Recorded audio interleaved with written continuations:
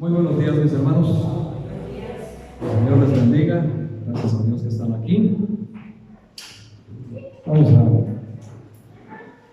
poner mucha atención, hermanos, en la lección de este domingo, la predicación de este domingo, el mensaje del Señor que tiene para con nosotros.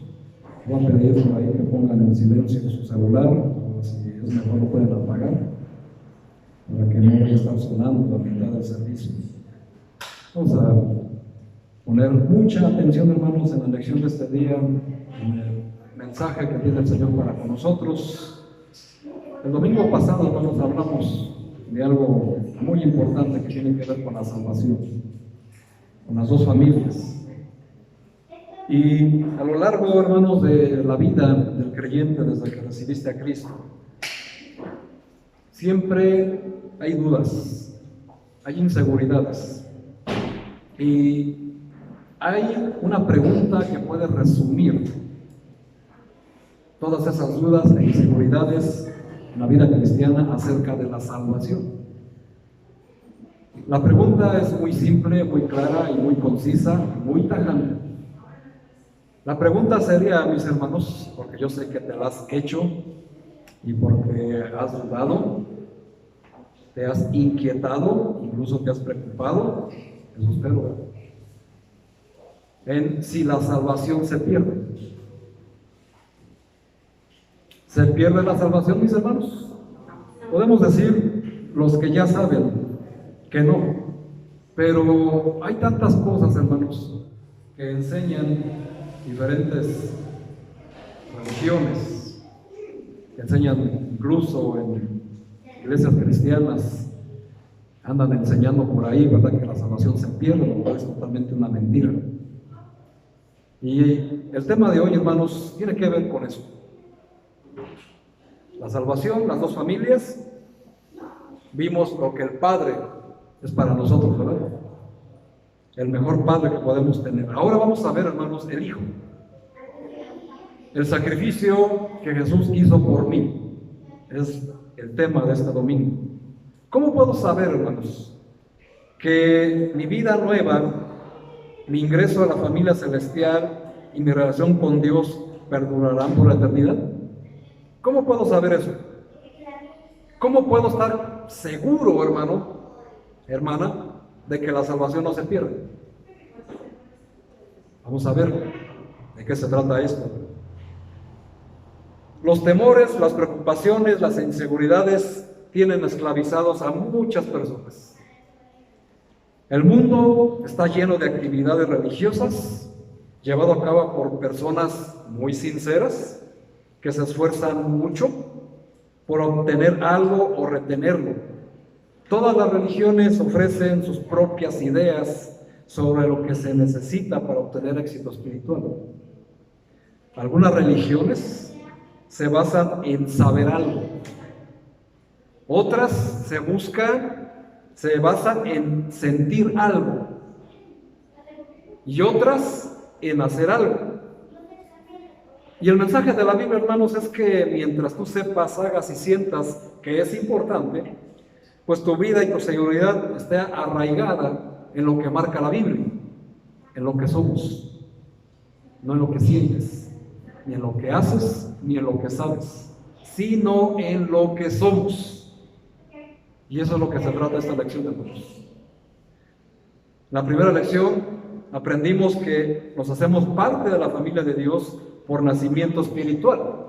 Cuando nos arrepentimos de una manera real y genuina de nuestro pecado y confiamos en Cristo como Señor y Salvador y dejamos que Él a partir de ese día gobierne nuestra vida entera. Y eso, hermanos, pues esta enseñanza que tiene que ver con la seguridad de la vida eterna no depende de lo que hagamos, de lo que no hagamos, de lo que sentimos o de lo que sabemos, sino de lo que hizo Jesús por nosotros. Eso es lo único que importa, hermano. Eso es lo único que hoy tienes que poner atención, olvidarte si por ahí te enseñaron que la salvación se pierde, porque en Mateo 24 lo dice, que el que persevere hasta el fin se será salvo. Hermano, lo siento mucho, te enseñaron mal. Es totalmente un error doctrinal, porque está hablando ahí de la de los principios de dolores y después pasamos cuando vienen las señales de la gran tribulación y después pasamos a la segunda venida de Cristo. Hay un contexto histórico, ¿verdad, hermanos? Y no tiene nada que ver con perder la salvación. Y ese es el error que cometen muchas religiones y hasta algunas iglesias que por ahí se jactan de saber, que dice la Biblia. Pero es totalmente un error, totalmente incongruente. Nosotros, hermanos, ¿cómo podemos estar convencidos de que formamos parte de la familia de Dios? ¿Cómo podemos estar bien seguros de que Dios es nuestro Padre y que por ende la salvación nunca la vamos a perder? Jesús dijo, hermanos, en Juan 4:24, que Dios es espíritu. Moisés deseaba ver a Dios, pero Dios le dijo, mis hermanos, que nadie podría verlo y vivir. Esto en Éxodo 33:20. Así que, ¿cómo podemos, hermanos, creer en nuestra relación con un Padre Celestial en el cual no podemos ver? ¿Cómo vamos a poder creer en algo que no vemos? Tenemos que entender, mis hermanos, que Dios se da a conocer. Y se da a conocer enteramente por la persona del Señor Jesucristo. Vamos al Evangelio de Juan, capítulo 1, hermanos. Ahora sí vamos al Evangelio de Juan. Evangelio de Juan, capítulo 1, versículo 18. Juan 1, versículo 18. Dice lo siguiente: a Dios nadie le vio jamás. El unigénito Hijo que está en el seno del Padre, Él le ha dado a conocer. ¿Por quién conocemos al Padre, hermanos? Por Jesucristo, por su Hijo. Ahora, hermanos, si vemos un versículo antes, los judíos, los fariseos, que representan hoy en día a las religiones, estaban furiosos con Jesús. Como hoy todas las religiones están furiosas con nosotros los cristianos, ¿verdad? Versículo 17, ahí de Juan 1, dice, desde el 16 digo, porque de su plenitud tomamos todos y gracia sobre gracia, pues la ley por medio de Moisés fue dada, pero la gracia y la verdad vinieron por medio de Jesucristo. A Dios nadie le dio jamás. El unigénito Hijo que está en el seno del Padre le ha dado a conocer. Este es el testimonio de Juan, cuando los judíos enviaron de Jerusalén sacerdotes y levitas para que le preguntaran, ¿tú quién eres? Confesó y no negó, sino confesó, yo no soy el Cristo. Está hablando de Juan el Bautista. Así que, mis hermanos, cuando vemos, hermanos, que los judíos se enojaron contra Jesús en el capítulo 5, por esta afirmación, dice lo siguiente, capítulo 5 de Juan, capítulo 5, versículo 17, y Jesús le respondió, mi Padre hasta ahora trabaja y yo trabajo. Por esto los judíos aún más procuraban matarle, porque no solo quebrantaba el día de reposo, sino que también decía que Dios era su propio Padre, haciéndose igual a Dios. Pero hermanos, nosotros sabemos, en el versículo 19 dice, respondió entonces Jesús y le dijo, de cierto os digo, no puede el Hijo hacer nada por sí mismo, sino lo que ve hacer al Padre, porque todo lo que el Padre hace, también lo hace el Hijo igualmente. Así que, mis hermanos, ¿cómo podemos nosotros comprender, entender y creer y convencernos de que hemos conocido al Padre? A través de Jesucristo. ¿Cuándo? Cuando le recibiste como tu único y suficiente Salvador, según Juan 1:12, ¿se acuerdan? El domingo pasado. Es la única manera, mis hermanos.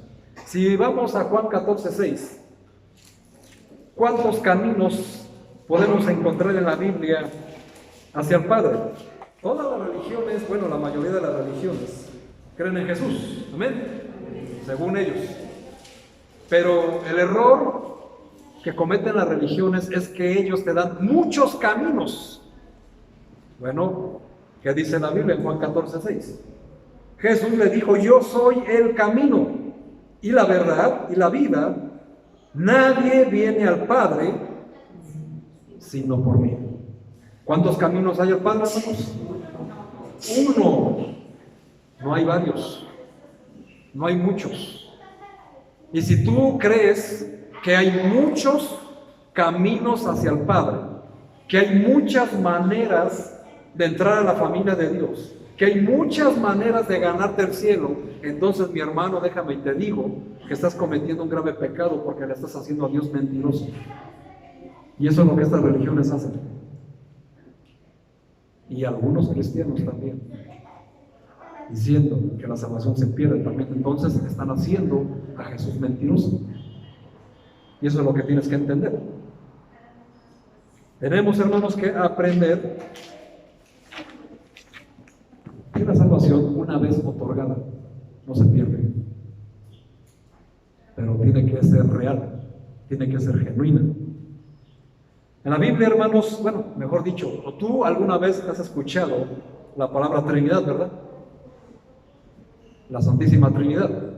Bueno, hermanos, Trinidad jamás aparece en la Biblia. Jamás en la Biblia vas a encontrar la palabra Trinidad, con referencia al Dios Padre, al Hijo y al Espíritu Santo. La palabra Trinidad no existe en la Biblia, pero la palabra que sí aparece en muchas versiones es deidad, y se refiere a la plenitud del Dios Padre, del Hijo y del Espíritu Santo.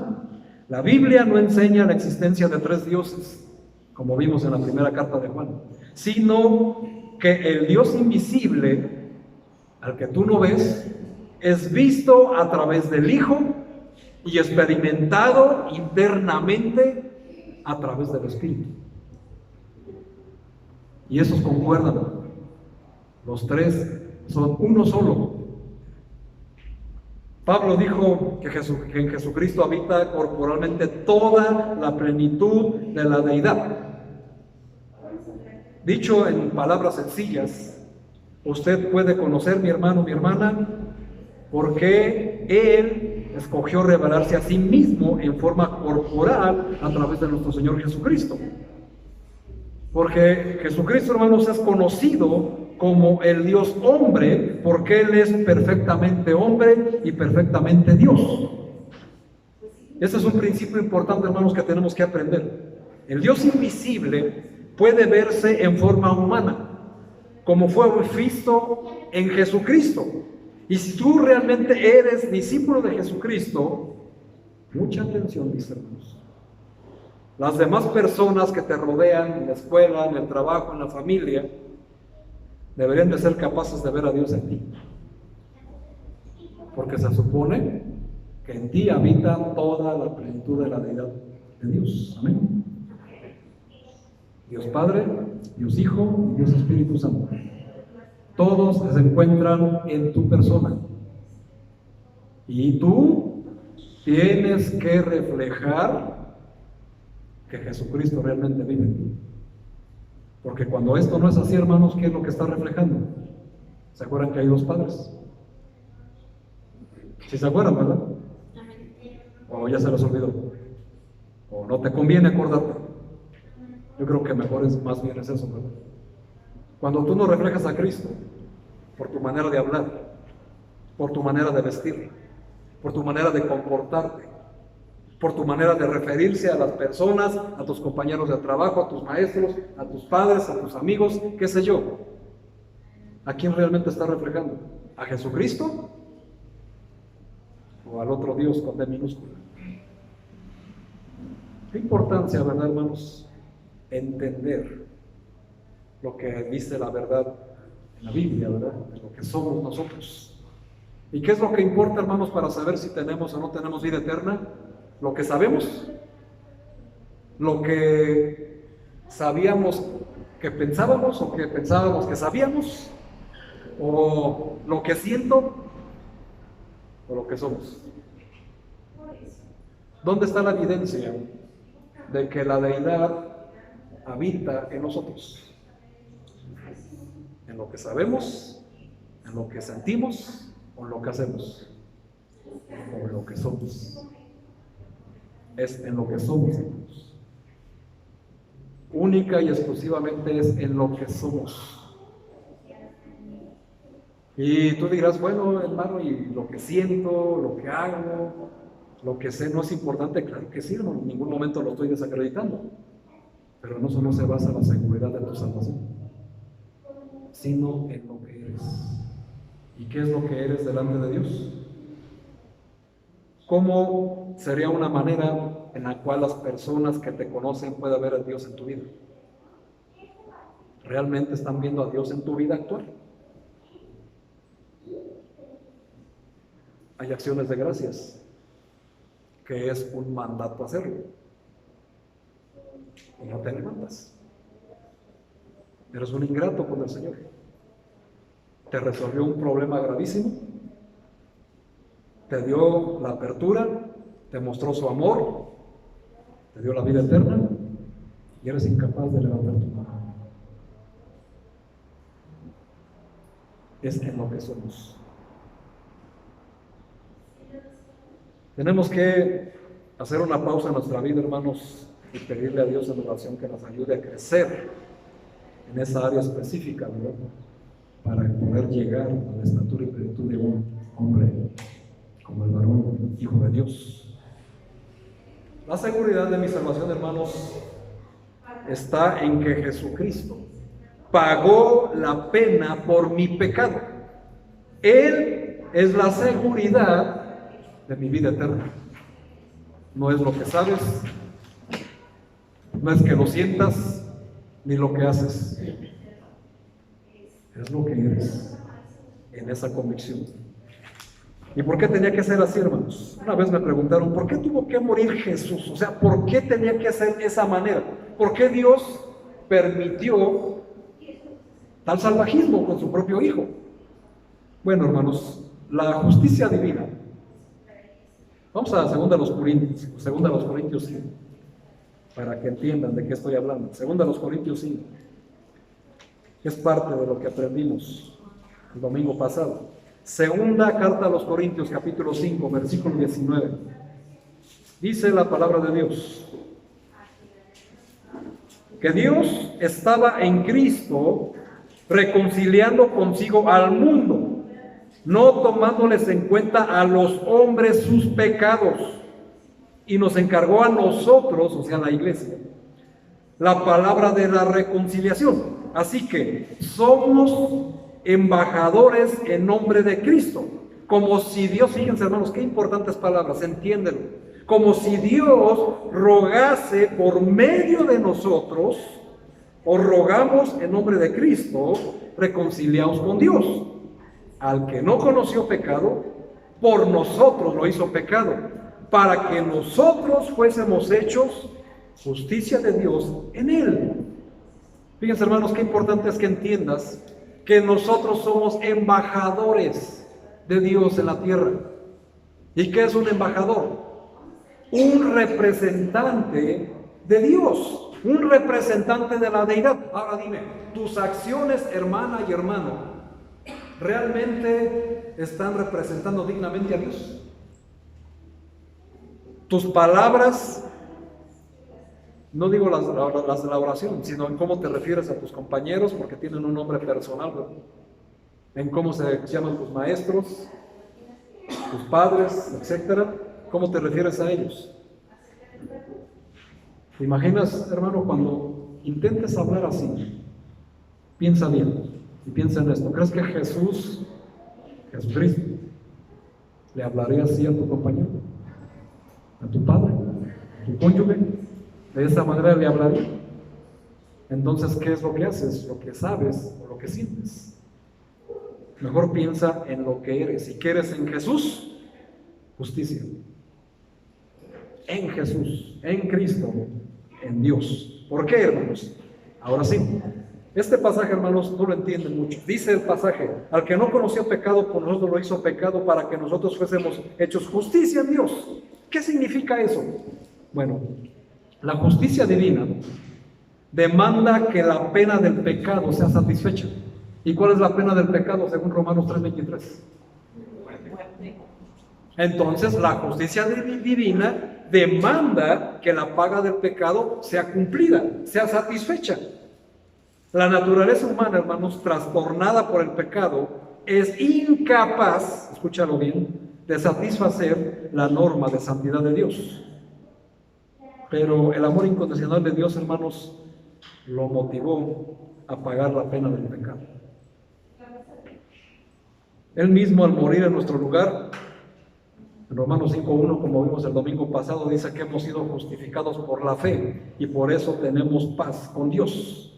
Justificación, hermanos, es un término legal y abarca mucho más que tan solo el perdón. Es un perdón basado en la satisfacción legal plena de la pena del pecado. Algo, hermanos, que nuestra carne corrupta no lo hubiera conseguido. Porque tenía que haber sido, hermanos, satisfecha enteramente. La palabra de Dios está acá, hermanos. Pongan atención, no nos va a cambiar de lugar. Tenemos que entender, hermanos, que nosotros jamás vamos a poder hacer algo para estar justificados delante de Dios. Por eso no es lo que sabemos, o sentimos, o hacemos. Porque entonces sería por obras la salvación. Y la salvación no es por obras, es por gracia. Y así dice la Biblia, ¿no? En Efesios 2:8-9. Porque por gracia sois salvos, por medio de la fe. Y esto no de vosotros, pues es un don de Dios. Amén. Amén. No es en lo que haces o sientes. Ni siquiera en que lo sepas. Es en lo que eres. Y eso es lo que tenemos que entender, hermanos. Jesucristo, ¿qué hizo por nosotros? Se entregó a sí mismo para satisfacer la pena que pudiera justificar nuestro pecado.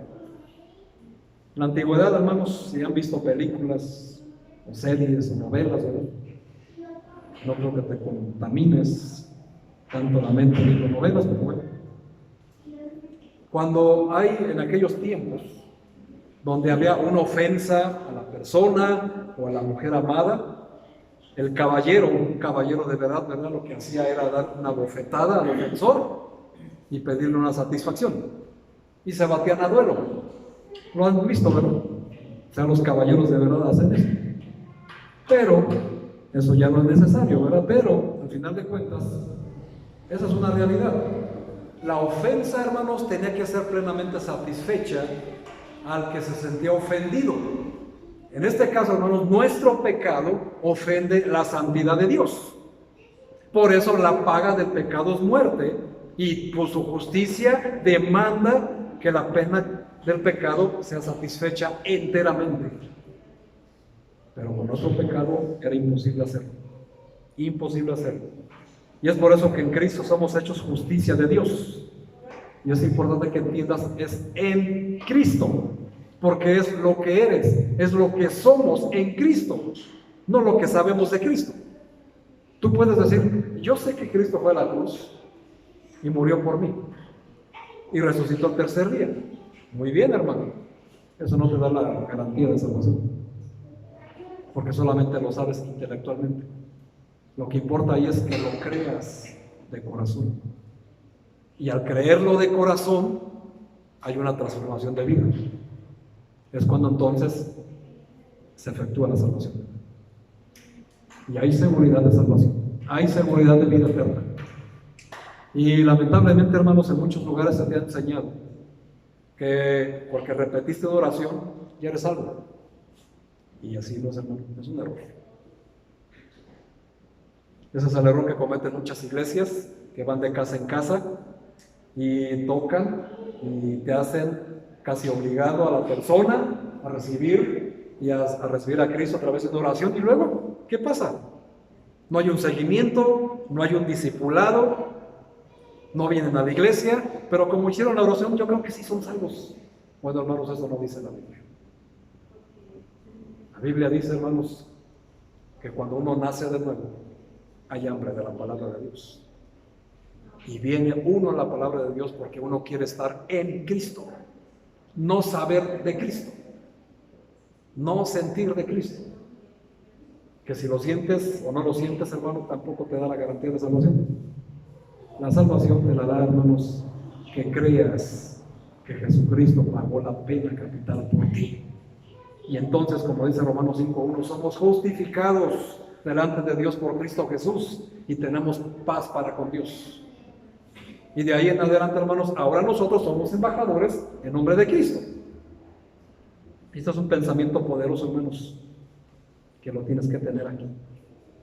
Ser hecho justicia significa que somos justos o puros ante la presencia de Dios. No hacemos obras para ganarnos la condición de justos delante de Dios. Esto ya lo hizo Jesús por nosotros. La Biblia utiliza otro término legal cuando dice que Dios nos ha imputado la justicia. Esto significa, hermanos, que Dios nos ha dado el crédito o ha transferido la justicia a nuestra cuenta a causa de la obra terminada de Cristo Jesús. Así como tú transfieres dinero de una cuenta a otra, así, mis hermanos, la justicia de Cristo fue imputada hacia nosotros, o sea, transferida hacia nosotros, y es por eso que podemos pararnos delante de Dios siendo justificados. Pero tú, mi hermano, nada puedes hacer para justificarte delante de Dios. Todo es a través de la obra redentora de Jesucristo. Nada más. No hay nada más. Esta es la secuencia, hermanos, que vimos en 2 Corintios 5:21. Jesús tomó nuestro pecado sobre sí mismo cuando murió en la cruz. Su resurrección y victoria sobre el pecado y la muerte hacen posible que su justicia nos sea imputada, que nos sea acreditada. Esta es nuestra posición, hermanos, oficial delante de Dios, de justificados. ¿Por qué? Porque hemos creído lo que Él hizo por nosotros. No por algo que nosotros hacemos, que sabemos o sentimos. Nada más. ¿Por qué en Romanos 4, vamos a Romanos 4, carta a los Romanos, nos dice aquí una verdad importantísima, hermanos? Romanos 4, versículo 1. Romanos 4, versículo 1 dice: ¿qué pues diremos?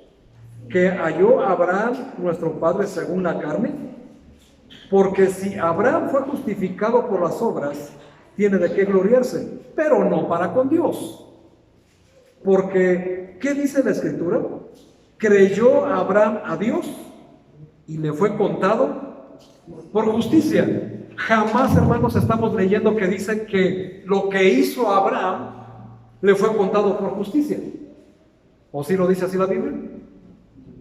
Porque no es, hermanos, lo que hagas, ni lo que sientas, ni lo que sabes, sino única y exclusivamente lo que crees. Y luego sigue diciendo, versículo 4: pero al que obra no se le cuenta el salario como gracia, sino como deuda. Mas al que no obra, sino cree en aquel que justifica al impío, su fe le es contada por justicia. ¿Y cómo creemos o por qué creemos en Jesús? Por fe. Porque aunque no lo vemos, creemos en Él, ¿o no? Entonces eso se llama fe.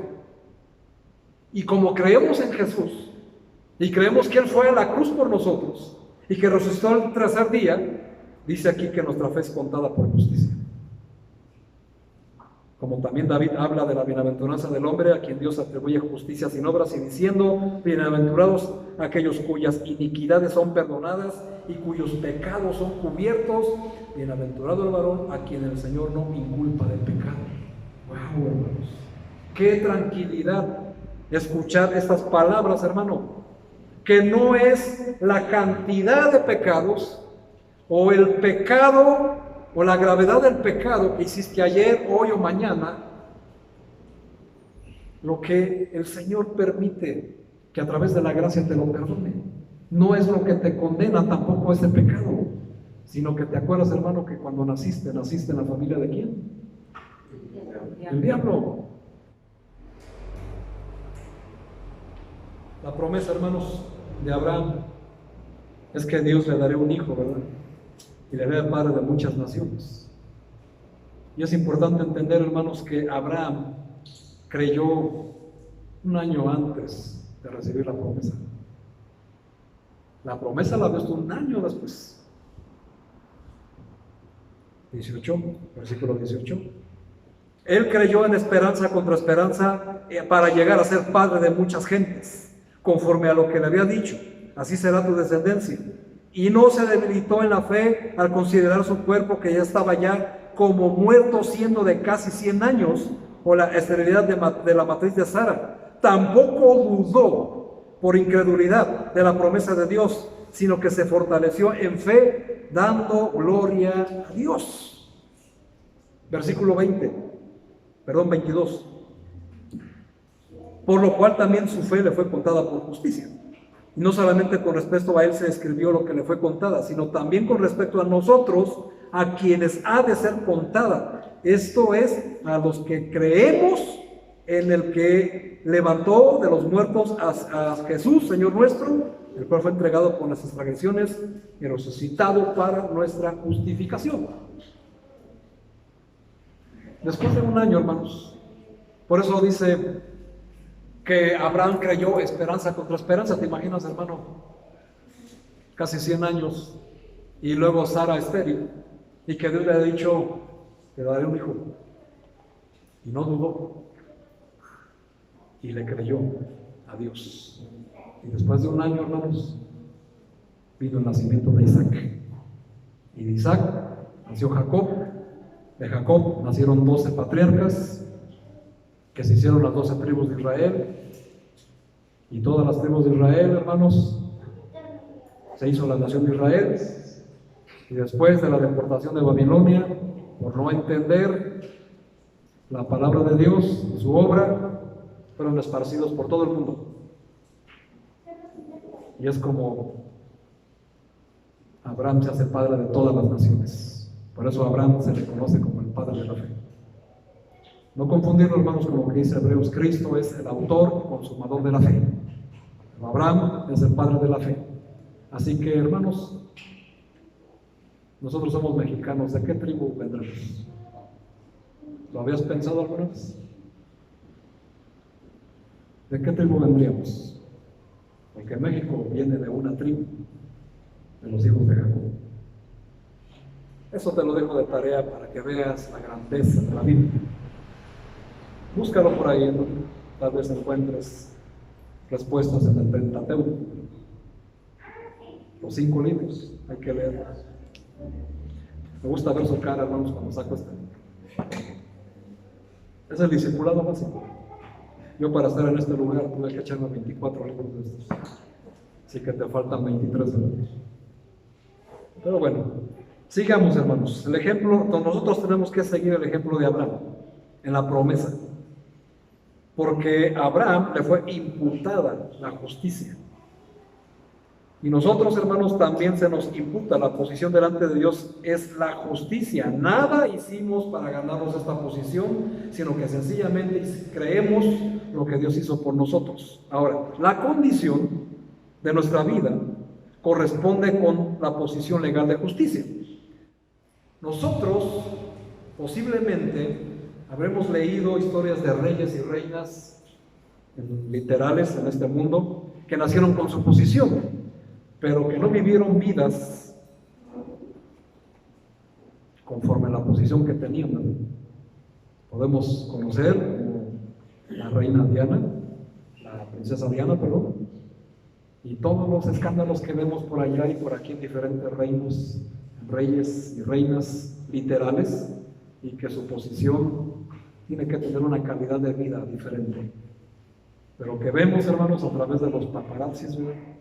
Que nada más para eso sirven, que sus vidas no las viven como debieran a su realeza, con su posición, ¿verdad? Bueno, nosotros, hermanos, sí vivimos de una forma que corresponde a nuestra realeza, porque es lo que somos, ¿verdad? ¿Qué dice la carta de Pedro, capítulo 2? Somos reyes y sacerdotes. Tu vida, tu posición en este mundo como embajador, como rey, reina, princesa, príncipe, corresponde a tu posición de la vida que estás dándonos en el mundo. ¿Realmente la estás reflejando? Es importante eso, hermanos. Muy importante que entiendas tu posición delante de Dios. Nuestro encuentro, hermanos, la seguridad de Dios en quién soy, es de la siguiente manera. Nosotros, nuestra seguridad de salvación, encontramos esta seguridad en quién soy, no en lo que sé, lo que hago o lo que siento. Empieza, hermano, a desprenderte de confiarte en lo que haces, en lo que sabes o en lo que sientes.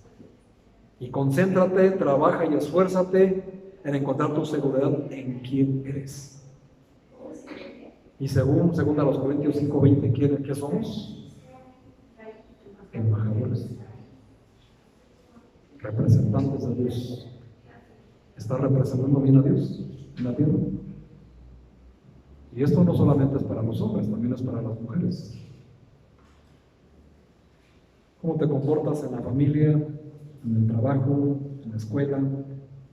Porque en la iglesia todos se comportan de una manera porque el pastor los ve, ¿verdad? Pero el pastor no es Dios. A ti lo que te debe importar es que Dios te ve. Y donde se denota y se nota y se comprueba quién eres, es fuera de la iglesia, fuera de este lugar, no aquí. Porque aquí hay lineamientos, hay reglas y las tienes que seguir. Pero allá afuera, hermanos, donde aparentemente crees que nadie te ve, ¿cómo te comportas? Allí es donde se encuentra la seguridad de tu salvación, en lo que eres. ¿Y qué es lo que eres? Eso pregunta hay que hacérsela muy seguido, ¿verdad? Aprendimos, hermanos, que la vida eterna y el perdón de pecados no dependen de obras, sino de tu nacimiento en la familia de Dios, por medio de recibir al Señor Jesucristo como tu único y suficiente Salvador. Todo esto, hermanos, se debe a lo que el Señor Jesús hizo con nosotros a través de su muerte y resurrección, nada más. Por lo tanto, la seguridad de vida nueva y relación con Dios no se basa en lo que hagas, sientas o sepas, sino en la persona que Dios te ha hecho ser. ¿Qué persona eres en estos momentos? Para los que ya tienen tiempo de sentirse seguros en la vida eterna, ¿qué persona eres ahorita? ¿Ha cambiado tu vida desde ese momento? ¿O está empezando a cambiar? Tenemos que entender, hermanos, cuál es la identidad que tenemos. Primera a los Corintios 15:10.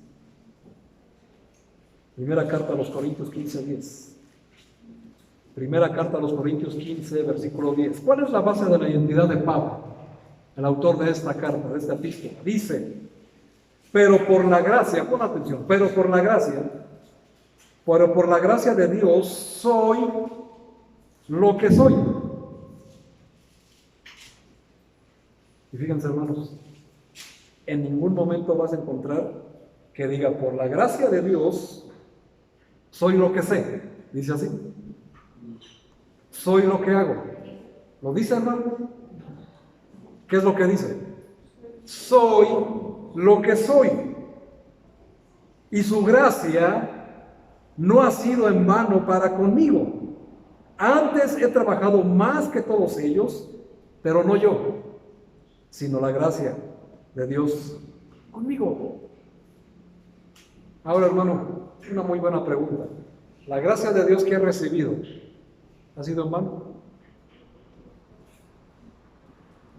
Y te voy a decir, hermano, cómo entender, o saber, o conocer, o sentir, porque ahí sí es válido, que no ha sido en vano. Pablo lo dice, yo he trabajado más que todos ellos. Tú, mi hermano, estás trabajando más que todos tus hermanos de la iglesia. Ese debería de ser un parámetro. Buscar cómo servir más a la iglesia que todos los demás. Pero cuando se trata, hermanos, de servir a la iglesia, es donde no queremos movernos un solo dedo. Porque yo nací para ser servido, no para servir. Cuando Cristo, hermanos, dijo a los apóstoles, yo no he venido para ser servido, sino para servir y dar mi vida en rescate de muchos. ¿Tú, hermano, estás dispuesto a identificarte con Jesús en esa área? ¿O como Pablo? Porque para Pablo la gracia no fue en vano. Y para ti, mi hermano, la gracia ha sido en vano. Son cosas, hermanos, donde encontramos lo que realmente somos. Porque podemos saber muchas cosas, podemos sentir muchas cosas, pero lo que somos es lo que importa. ¿Cuál es la base de identidad de Pablo? Que él es lo que es por la gracia de Dios. Y él ha trabajado más que todos por la gracia de Dios, no por él mismo. ¿Por qué? Porque de nada tiene que gloriarse. Dice un pasaje en el Evangelio de Lucas que nosotros somos inútiles porque solamente hacemos lo que nos es mandado hacer. Y a veces creemos que porque hacemos o tenemos tal ministerio, hacemos más, hacemos mucho, y me deben un reconocimiento y me tienen que aplaudir y se les pide un poco más, y luego yo ya tengo esto, yo ya estoy haciendo aquello, yo ya hice lo demás, los demás no hacen nada. Bueno, esas no son las palabras de Pablo. Pablo dijo: la gracia de Dios no ha sido en vano conmigo. Entonces, hermano, cuando tú te quejas por hacer más que los demás, la gracia ha sido en vano, porque no entiendes que no naciste para ser servido, sino para servir. Y estoy hablando de la nueva vida, ¿verdad? De la salvación real. Pero es que estoy bien cansado, y es que yo aparte hago lo otro, apago lo otro. ¿Y qué tiene, hermano? ¿Para quién van a ser las bendiciones? ¿No quieres bendiciones? Me supongo que sí, ¿verdad? Entonces, hermano, ¿te imaginas tú puedas decir: yo ya tengo un buen trabajo y me va bien? Imagínate, hermano, si recibieras bendiciones de Dios por servir a la iglesia. Ahora, pues tu motivo no es eso, ¿eh? Porque en el momento que estás pensando: yo voy a servir para que el Señor me bendiga más, olvídate de las bendiciones, porque ya te estás tratando de gloriar, de catafixiar, y no, hermano, estás equivocado. La gracia de Dios no se catafixia por bendiciones, se hace, hermanos, por gratitud y fidelidad. Entonces, hermano, ¿dónde encuentras tu seguridad? ¿Tu confianza se debe de basar en saber algo, hacer algo o sentir algo? ¿O solamente creer en algo? Tenemos que doblar esfuerzos, hermanos, doblar esfuerzos para entender esta parte. Pedro, hermanos, nos dice otra gran verdad. Pedro nos dice que hemos renacido en una esperanza viva por la resurrección de Jesucristo. Ese poder, hermanos, es que nos guarda de todo. Romanos 8, por favor, hermanos. Romanos 8, versículo 1. Dice la palabra de Dios. Fíjense, hermanos. ¿Dónde está tu confianza? Vean, hermanos, qué palabras tan hermosas y llenas de confianza y de fe. Romanos 8:1 dice: ahora pues, ninguna condenación. ¿Cuánta? Ninguna hay para los que están, importantísimo, en Cristo Jesús. Los que no andan, requisito y evidencia de estar en Cristo Jesús, los que no andan conforme a la carne, sino conforme al Espíritu. ¿Cómo está el Espíritu? Con E mayúscula. Toda la plenitud de Dios en tu vida, toda la plenitud corporal de la deidad está en tu cuerpo. ¿Cuánta condenación hay? Entonces, ¿por qué crees que la salvación se pierde? ¿Por qué dudas de Jesús? La Biblia, hermanos, es muy clara y dice: ninguna condenación hay para los que están en Cristo Jesús. Y eso también, hermanos, es para los que se apropian, ¿verdad?, del pasaje de Filipenses 4:13 de todo lo puedo en Cristo que me fortalece. Bueno, es lo mismo. Es estar en, no saber de, o sentir de, o conocer de. No, hermanos, es creer en Él y ser como Él. Porque lo que nos da la seguridad, hermanos, es lo que somos. Y eso, hermanos, echa abajo todas las doctrinas de que la salvación se pierde. ¿Dónde dice que la salvación se pierde? En Romano, digo en Mateo 24. Un evangelio en un contexto judío. ¿Tú eres judío? Levanta su mano, ¿quién es judío de aquí? Entonces, ¿por qué has dudado de tu salvación? ¿Que tu confianza no está en Cristo Jesús? ¿Dudas acaso, hermano, de su sacrificio? Si dudas de tu salvación, estás dudando de su sacrificio. Estás dudando de su poder de resurrección. ¿Dónde está? ¿Dónde está, hermano, esa confianza, esa creencia de que Jesús es el Señor? Entonces, hermano, entendemos, hermanos, que no se puede. Y te voy a decir otra cosa que te va a dar más seguridad. Y esto va en un contexto más para los hijos, así que pongan atención. Tú puedes, hermano, hermanito, hermanita, puedes desconocer a tus padres, enojarte con ellos, huir del hogar, hasta nunca más dirigirles la palabra, pero nunca podrás dejar de ser su hijo. Nunca podrás desnacer. Siempre vas a ser hijo sin importar lo que usted haga, piense o sienta. En algunos países existe la emancipación. Pues aunque te quieras emancipar, no puedes dejar de ser hijo de tus padres. Bueno, hermano, hermana, aunque tú no quieras ser hijo de Dios, que te quieras emancipar de Dios, no puedes dejar de ser su hijo. Aunque tú no quieras a Dios Padre como hijo. Una vez que hayas entrado a la familia de Dios, claro está, no puedes dejar de ser su hijo. No importa cómo la relación se haya estropeado, una vez que tú hayas puesto tu confianza en Cristo Jesús como Salvador, nunca vas a dejar de ser hijo de Dios. Y ese es el objetivo. ¿Dónde está tu salvación? ¿Dónde está la seguridad de tu salvación? Ahora, hermano, tampoco lo tomes como una licencia para hacer lo que te venga en gana. Bueno, y ese temor lo tienen muchos pastores, muchas iglesias. No predican de la gracia, porque tienen miedo de que los miembros se empiecen a pecar sin ton ni son. Pero hermanos, pues si un cristiano, y lo pongo entre comillas, empieza a dar renta suelda a la carne, pues esta persona tiene serios problemas y sí tiene razones evidentes para dudar de su salvación. Porque una persona no anda conforme a la carne, sino conforme al Espíritu, si es que está en Cristo Jesús, ¿verdad? ¿Y cómo saber que está en la carne y no en el Espíritu, hermanos? Pues basta con buscar Gálatas. Busquemos Gálatas. Carta a los Gálatas, capítulo 5.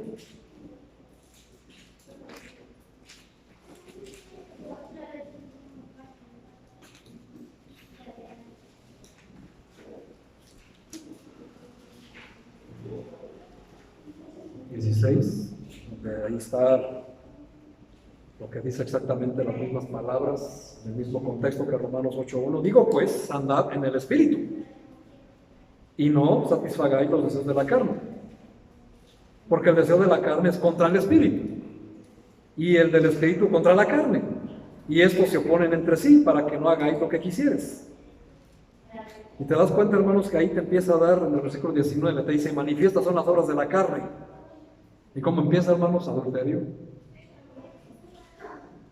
fornicación, inmundicia, lascivia, puros pecados sexuales, el acabose del hombre, ¿verdad? Idolatría, hechicerías, enemistades, y en fin, hermanos, te da 21 cosas. Y después te dice: y otras cosas semejantes a estas. Y aquí, hermanos, se nota, ¿verdad?, quién anda en la carne y quién anda en el espíritu. Quién es de Dios y quién es del diablo. Porque es evidente, hermanos. Es evidente. ¿Por qué, hermanos? Porque es lo que somos. No es lo que sabes. No es lo que sientas, mucho menos. Y no es lo que piensas tampoco. Es lo que eres en Cristo Jesús. Y una persona que está en Cristo Jesús anda conforme al Espíritu, ¿verdad? Y después de la carne, hermanos, a partir del versículo 22 te dice que es andar en el Espíritu. Mas el fruto del Espíritu es amor, gozo, paz, paciencia, benignidad, bondad, fe, mansedumbre, templanza. Contra tales cosas no hay ley. Pero fíjense, 24, pero los que son de Cristo han crucificado la carne con sus pecados y deseos. Si vivimos por el Espíritu, andemos también en el Espíritu. El mismo contexto, hermanos, de Romanos 8:1. Ahí está la seguridad, hermanos. Tú deberías, hermano, mencionar, trabajar, reconocer un área de tu seguridad en la cual has luchado toda tu vida.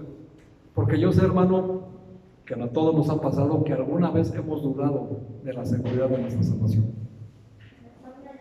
Y el problema, hermano, es que siempre ha sido por lo que sabes y peor aún por lo que sientes. Y ese es el problema, hermano, que tú basas tu salvación en esas tres cosas.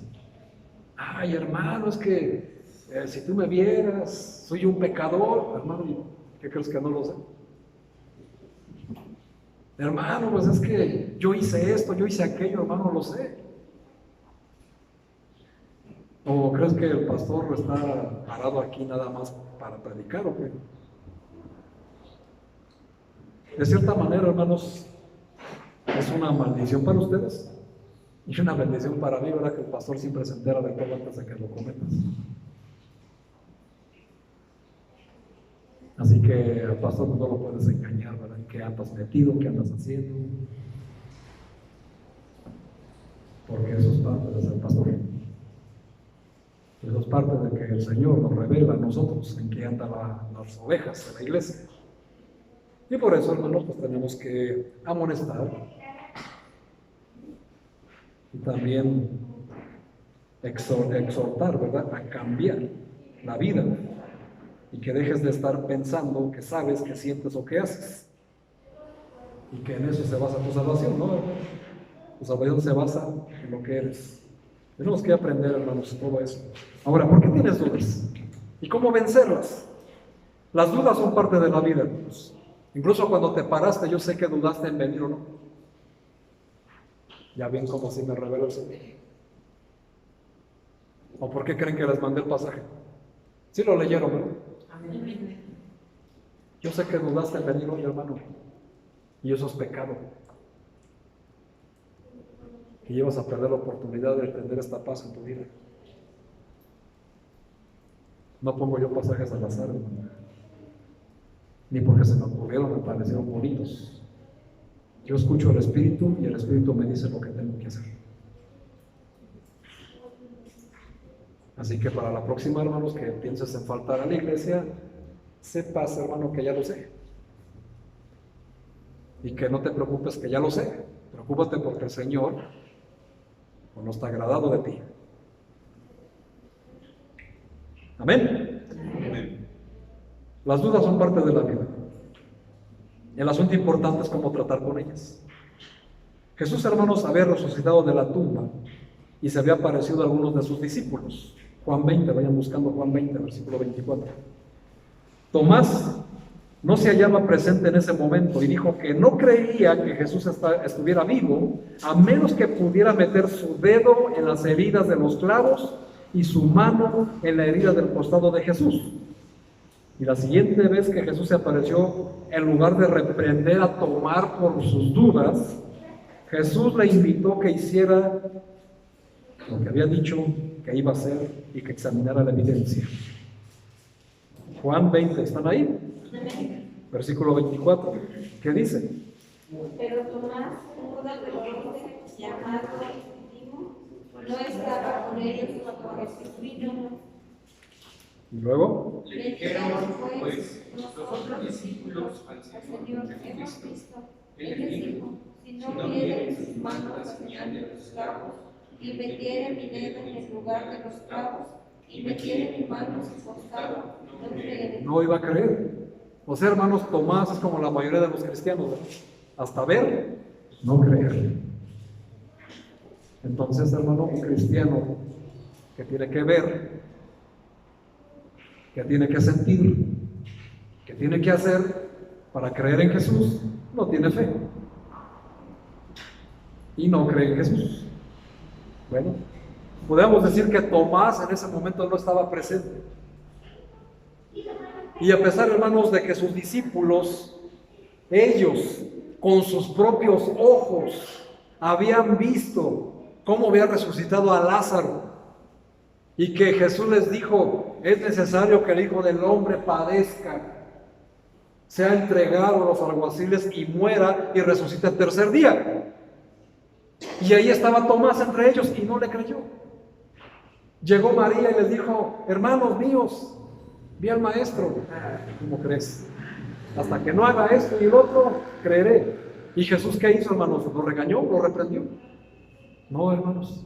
Le dijo, ¿tienes dudas? Ven, examínalas. Y eso es lo que tenemos que hacer todos los cristianos hoy, hermanos. ¿Tú tienes dudas? ¿Tienes dudas de tu salvación? Ven y examina, hermanos, la evidencia de que no es así. Ven y examina, hermanos, que el Señor no te ha quitado la salvación.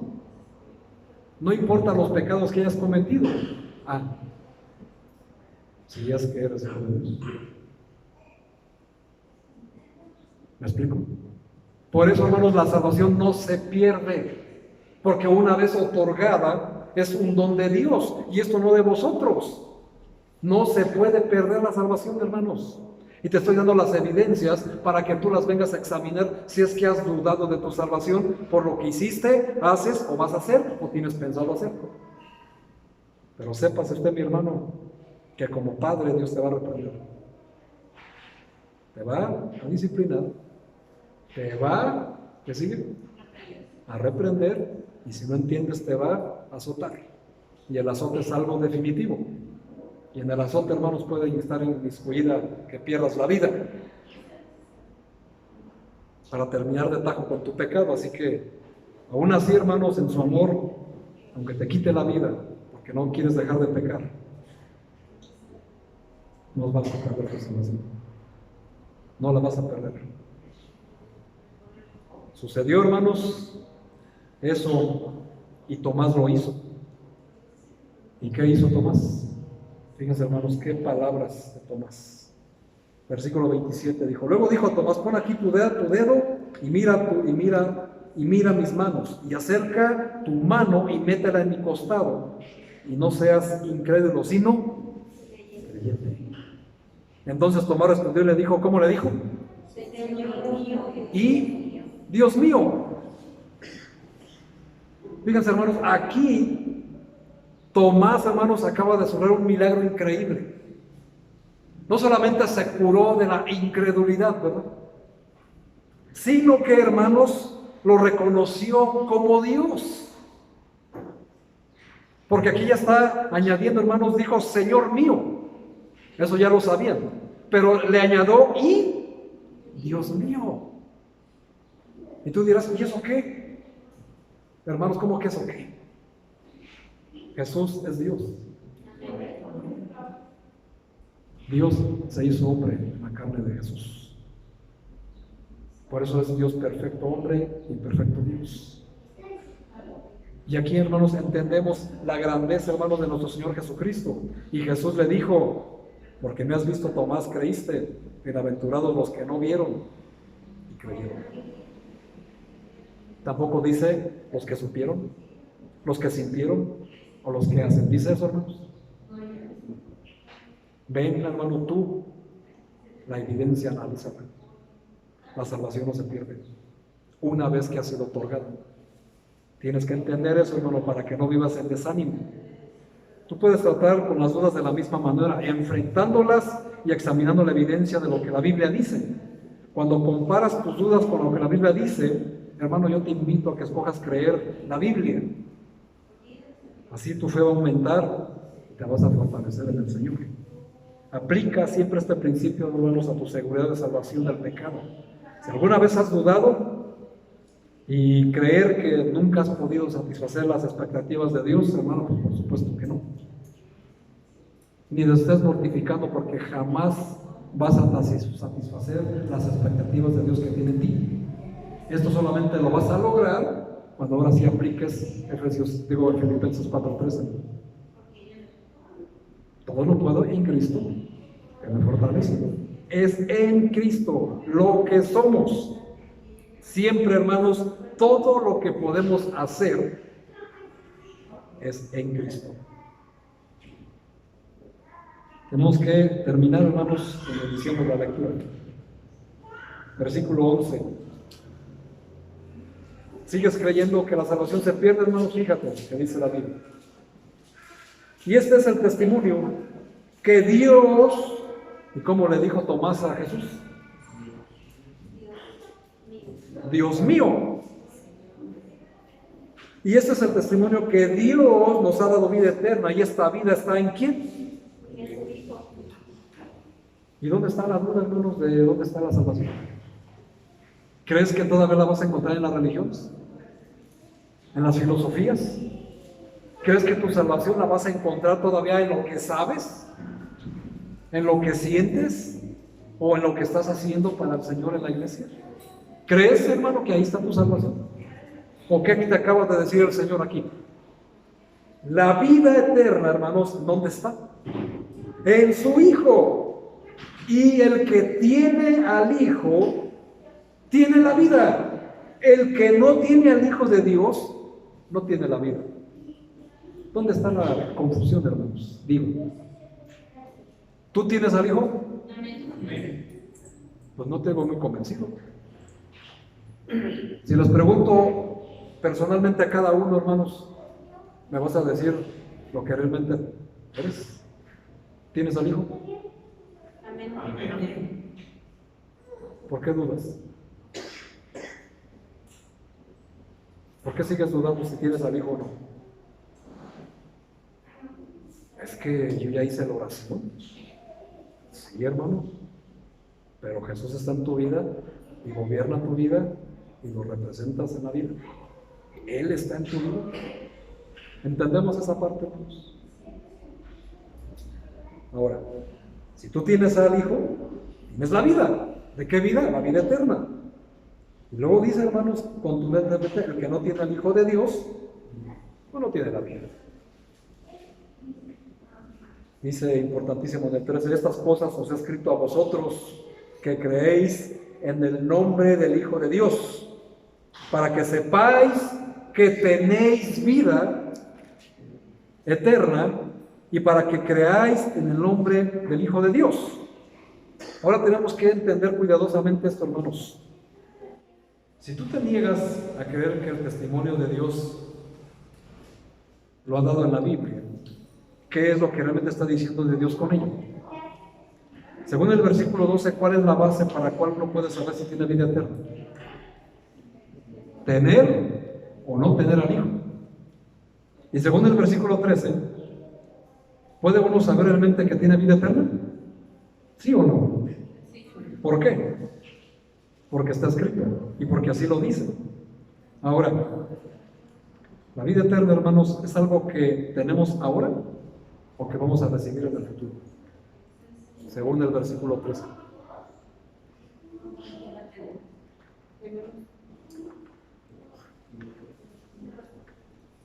No los escucho, hermanos. Tenemos. ¿Es algo que tenemos?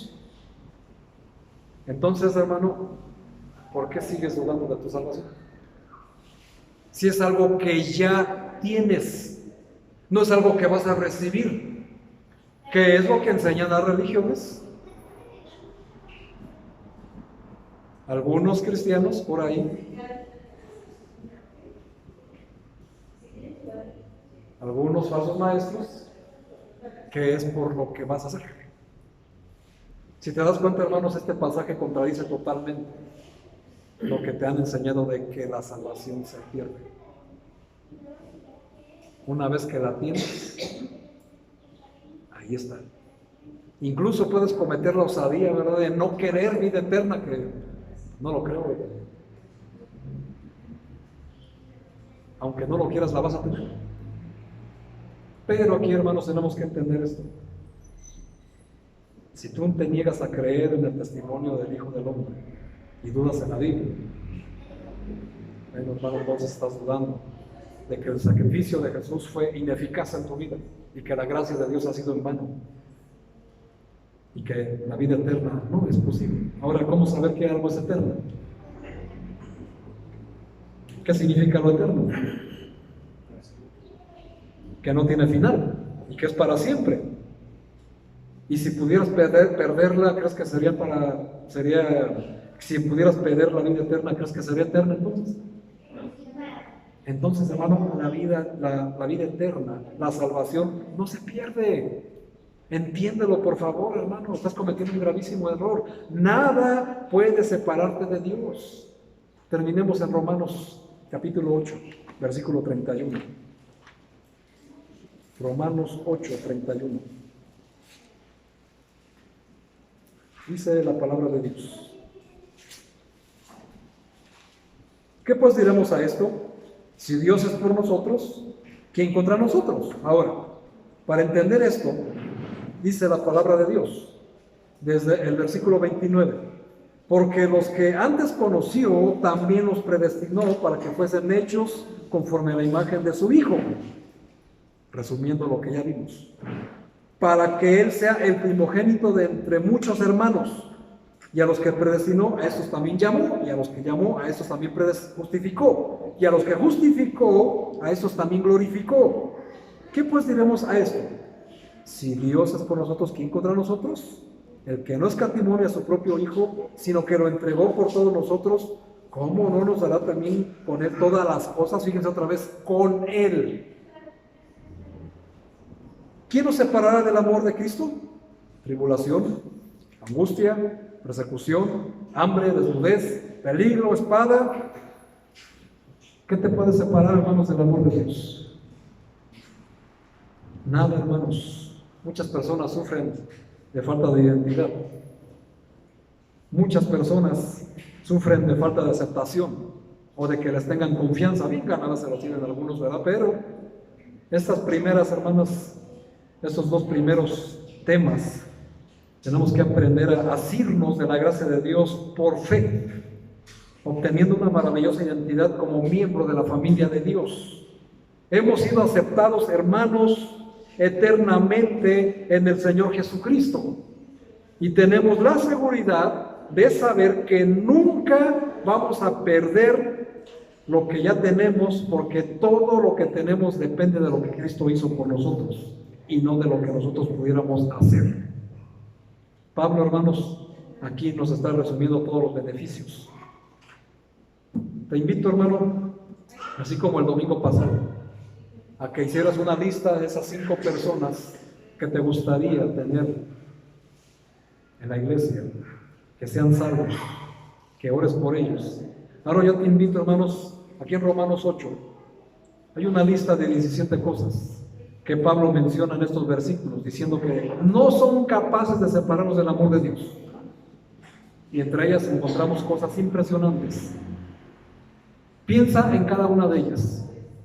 Ahora, de estas que vimos, de estas 17, piensa una en la cual tú consideres que está basada una duda tuya de tu salvación. Considéralo. Ahora, si no aparece en la lista, búscala. Busca si hay algo en esta vida creado, visible o invisible, que te pueda separar del amor de Dios. Investígalo, hermano. Examínalo, porque el Señor mismo te da el permiso. No vas a pecar. Él mismo lo dice, hermanos, examinarlo todo. Y cuando dice todo, es todo. Examínalo por ti mismo. Y ve, hermano, que el Señor Jesús no te va a reprender. De hecho, te dice que vengas y que examines tus dudas y que las experimentes.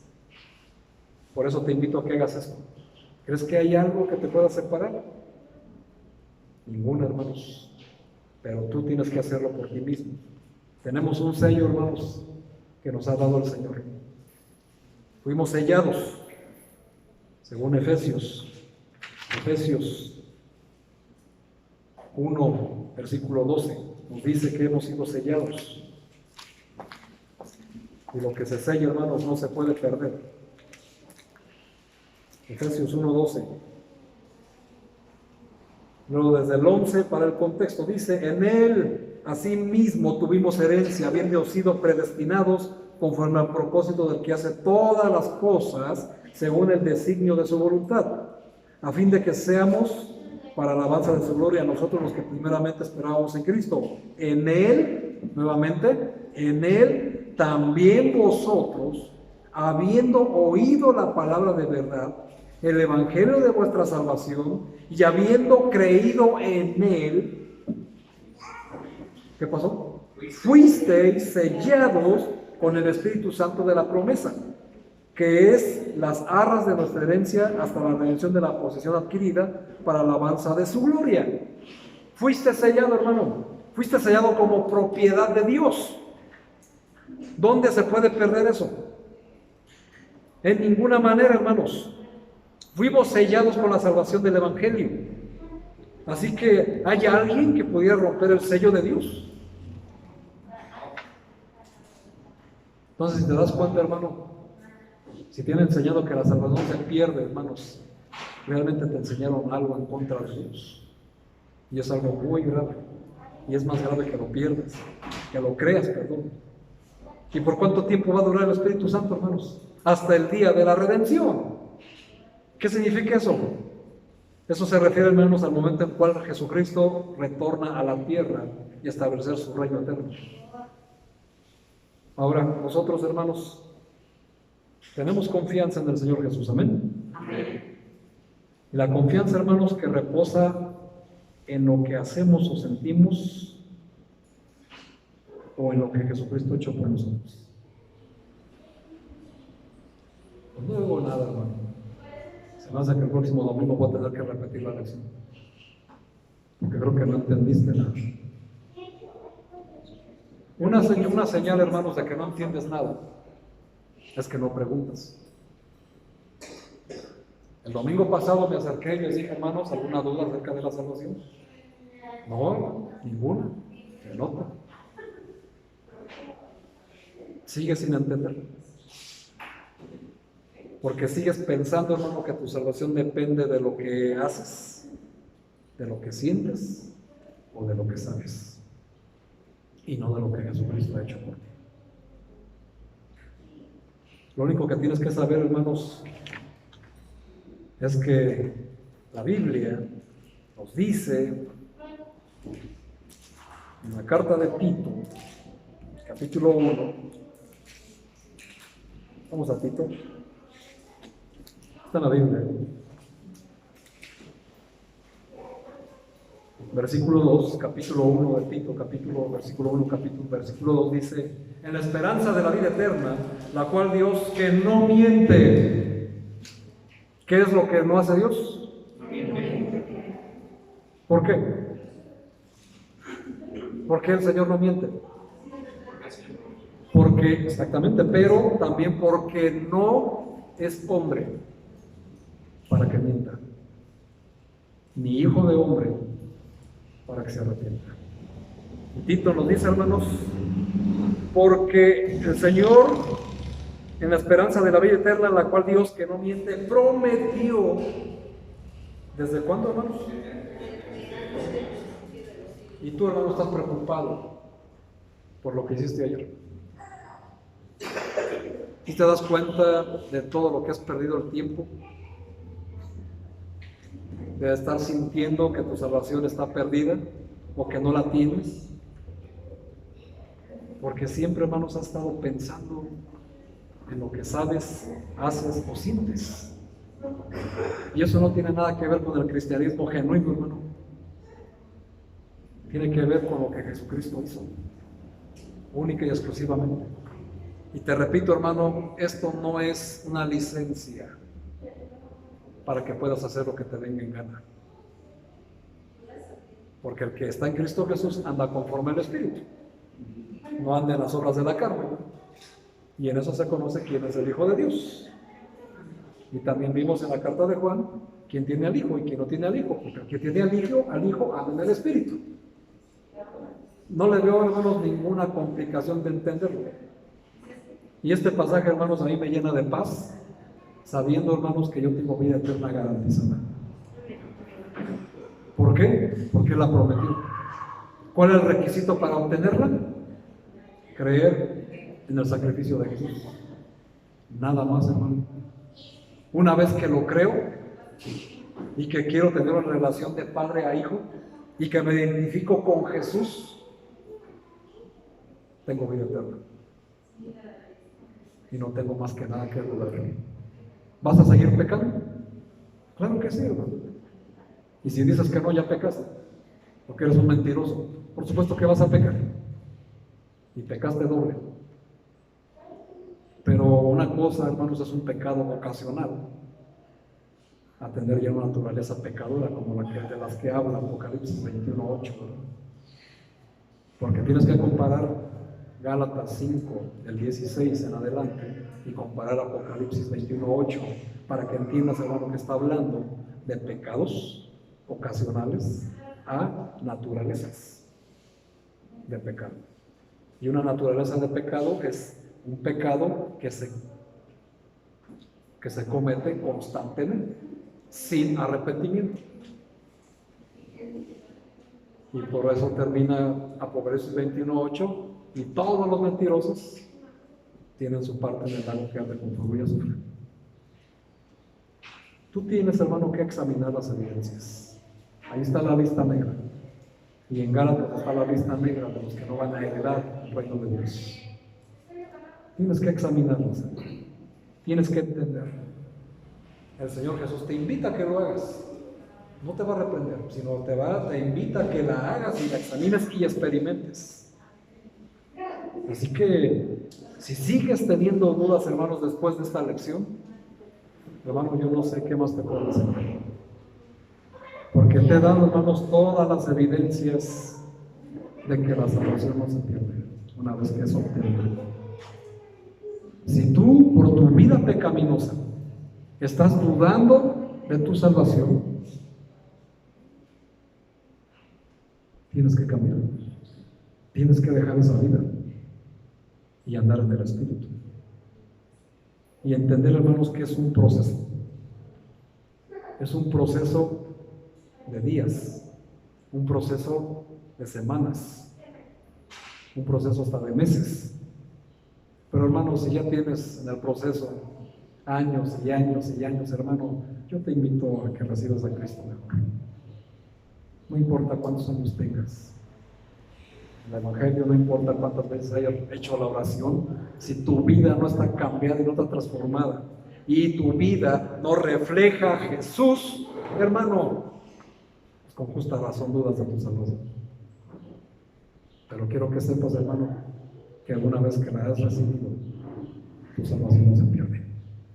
Y deja de creer en las religiones, deja de creer en las obras, deja de creer en esas iglesias que te están enseñando que la salvación se pierde, según Mateo 24. No se pierde, hermano. No seas ingenuo, no seas incrédulo. Dudar de la salvación es dudar de Jesús.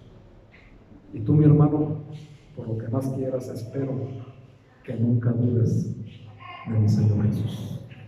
Amén. Vamos a hacer una oración, hermanos. Cierren sus ojos. Oremos.